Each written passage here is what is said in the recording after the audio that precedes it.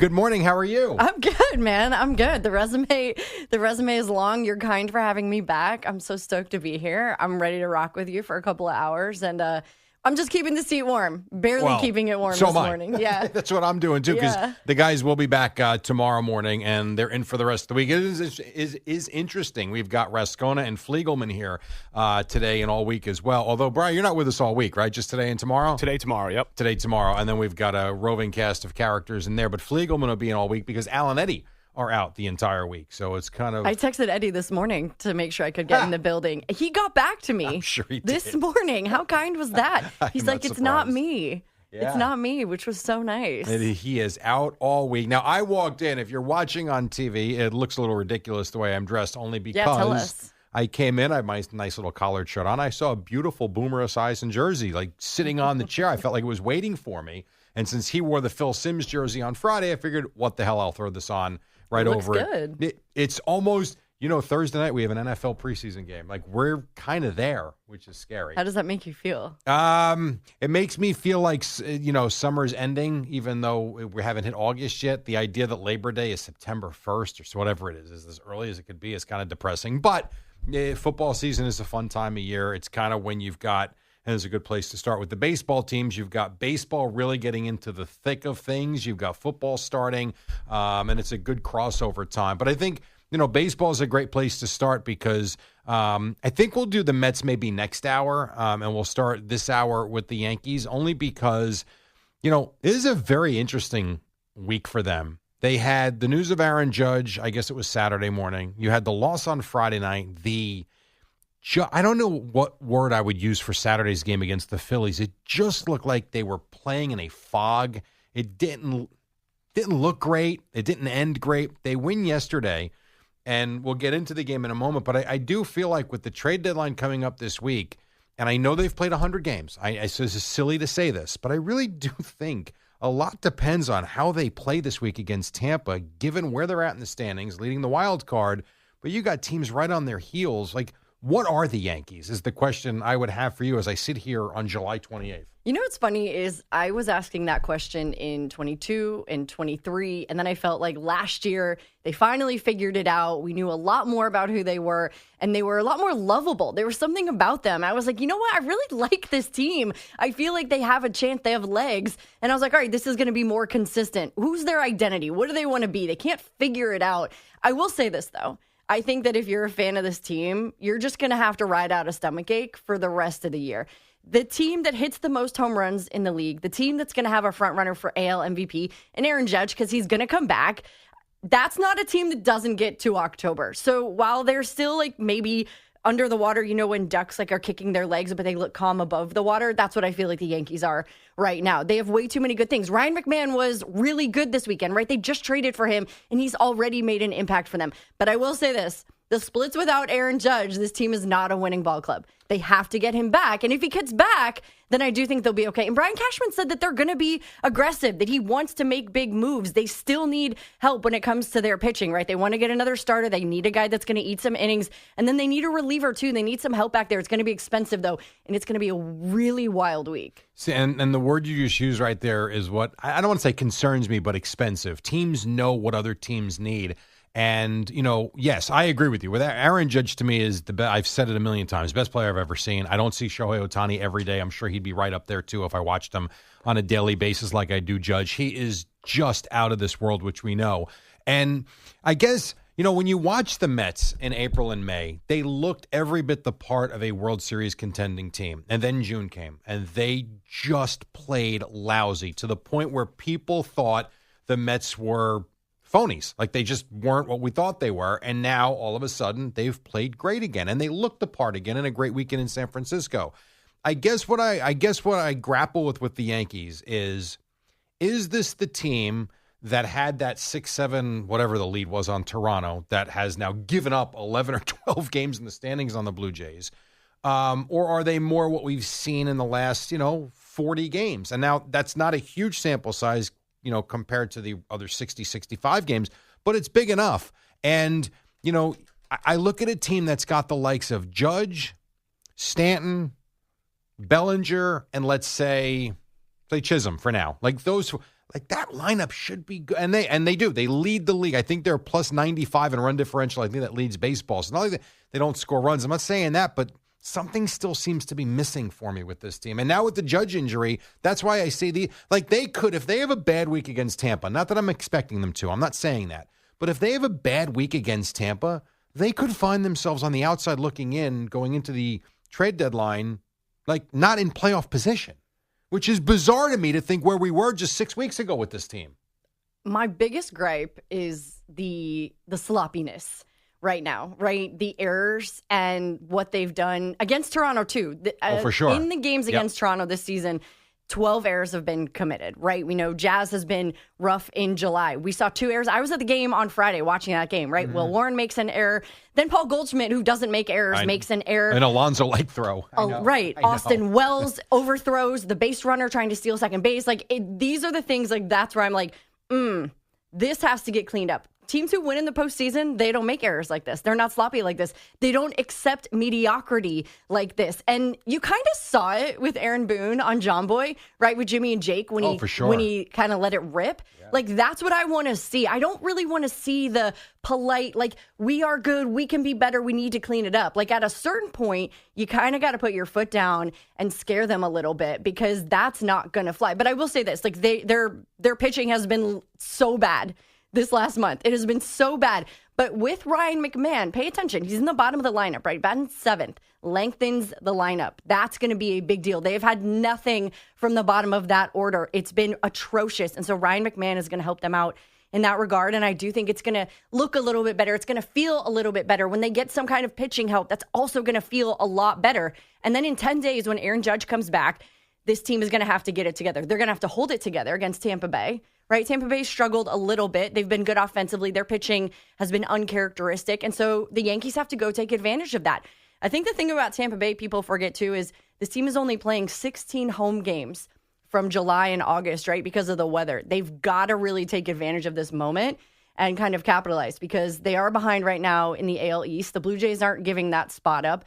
And then they're going to try to capitalize on that wild card spot. And there's a lot of teams. There's 9 teams in the American League that are vying for a wild card spot. And the deadline is on Thursday, right? 6 p.m. on Thursday. And there's a lot of teams who are going to be going for a lot of help. And if Brian Cashman doesn't stay true to his word, then I don't know what will happen to the Yankees. Yeah, no, I don't either. And, you mentioned, just to go back for a moment with McMahon, and you're right, lengthens the lineup for sure. Even watching the game yesterday, I think it was Joe Girardi that was in the booth with Michael Kay. And in that spot when they're down 2-0, and, you kind of, and I turned it on late. I got to the game, I think it was the bottom of the first or second, whatever it was, and it was already 2. I'm like, wow, it's 2-0 already. And the way they played Friday, I'm like, are they really, with Zach Wheeler on the mound, mind you, who had a horrible, he didn't pitch badly for the game, but he had that one horrible inning where he's hitting guys.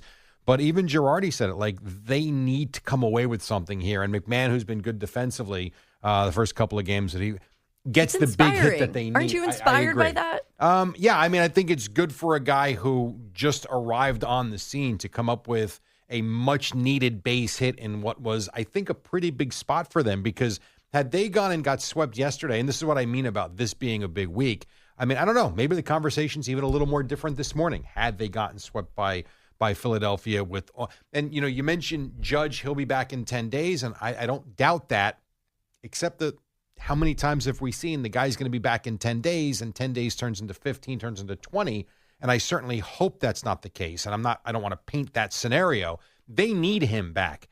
Here would be my question, though. I mentioned, Stanton's swinging a pretty good bat. He's been really good. When he comes back, is Judge going to go right back to the outfield, or are they going to DH him? Then where's Stanton go? Nowhere. So there's just a lot of questions with this team, a team that, like I said, a month and a half ago, I thought was, going to waltz into the postseason, and then we'll see what happens, of course. I sit here this morning, I'm not so sure, depending upon what they do this week. Well, Toronto's come out of nowhere. Nobody thought in the offseason they couldn't even sign Vlad Guerrero Jr. I was like, there's no way. They're dead in the water. And then they've risen above, and they've really taken that top spot. They've been the best team in all of baseball, and they have that 5.5 game lead right now. But I will say this, I do think the season hinges on Aaron Judge. That's Captain Obvious. Sure.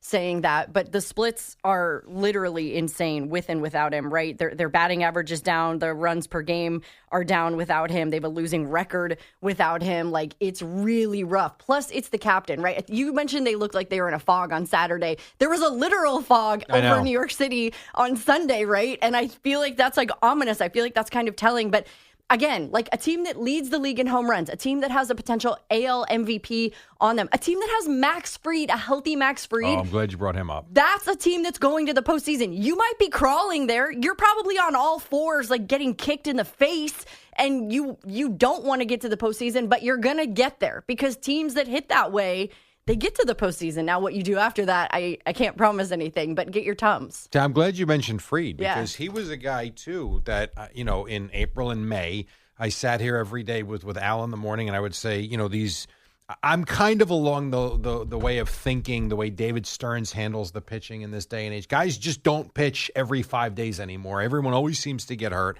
A starting pitcher, if they give you 5 2/3, we're celebrating like this. It was this great start, which it's not. I hate it. I agree. But Fried was the guy in April and May that was going out there and giving you 7 innings, and he was giving up a run, and his ERA was sub 2. I even think it was actually around 1.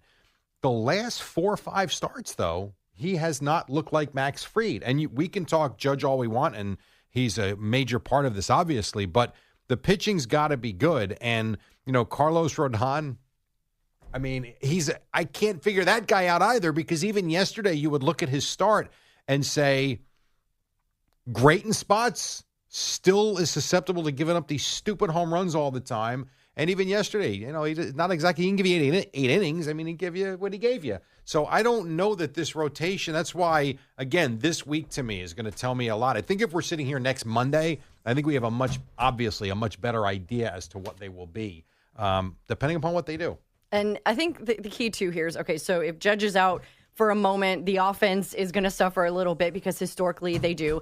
You have some good news coming, right? There is hopefully some relief guys coming back. You have Yarbrough, you have Cruz, you have Leiter Jr. Like, that's going to bring in reinforcements. The bottom line is if you're going to make errors every game and give free passes every game, then you aren't going to win. And guess what? You don't even deserve to win because you're playing at a standard that is so far below the New York Yankees. Like, I don't know if the facial hair is getting in the way of the ball, but like to me, this isn't who they are. They can't rely on Aaron Judge. He is a presence. He is the most important person on that team to me.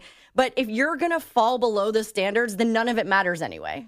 That is very true, especially with, as you point out, all the teams that are kind of right up their butt in the division. Literally. Like the Red Sox are right there. Don't look now, but here comes Texas. Seattle has been there. With the best pitching staff. Texas with the best pitching staff. And even yesterday, I forget who started, but another one of these games where they only give up a run. You've got DeGrom, who has been great. Evaldi's been great. Like, Texas is for real. And I know they're still on the outside looking in, but that's a team that they're proven. They won a couple of years ago. And as you sit here now, late July, would you be shocked if we're, in 2 months and the playoffs begin and the Texas Rangers have claimed one of those? I wouldn't be.